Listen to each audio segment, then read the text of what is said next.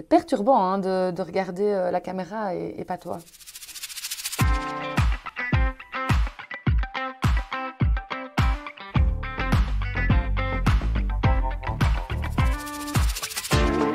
Alors moi c'est Cassie ou Cassiopée et je suis animatrice scientifique sur le projet Teach Transition Interreg pour le NUMEFA.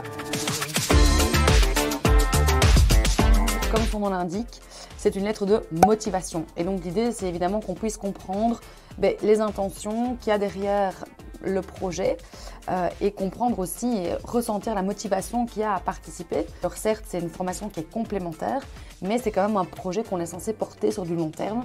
La deuxième raison, c'est aussi parce qu'en fait, la formation s'adapte aux participants et aux participantes. Je prends un exemple, hein, mais si vous décidez de faire un projet podcast, eh bien, un des mercredis apprenants sera d'office autour du son et du montage sonore.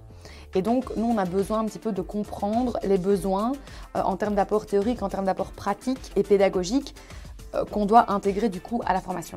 La troisième chose, en fait, on accompagne chaque participant et chaque participante dans un suivi qui est individualisé pour qu'il puisse ou qu'elle puisse réaliser en fait son projet. Plus il y a de personnes qui participent, moins on a de temps à consacrer à chaque personne.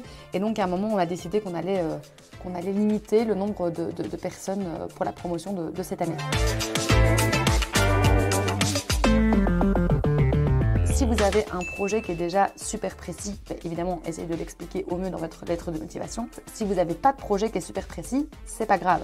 Et il ne faut pas hésiter en fait à au moins dire que vous avez une ébauche, quelque chose en tête, mais c'est aussi les intentions et la démarche pédagogique qu'il y a derrière cette lettre de motivation qui est très importante pour nous. Deuxième conseil, je pense que je pourrais dire d'essayer d'être réaliste, c'est-à-dire de proposer quelque chose qui n'est pas non plus trop ambitieux. Alors qui est innovant, c'est génial, mais des fois il faut essayer d'être un peu les pieds sur terre et de proposer quelque chose qui a vraiment du sens pour votre structure, pour votre institution. Le troisième conseil, c'est un projet, comme je le disais juste avant, qui va durer dans le temps, que vous allez devoir porter toute une année, et donc choisissez une thématique qui vous intéresse.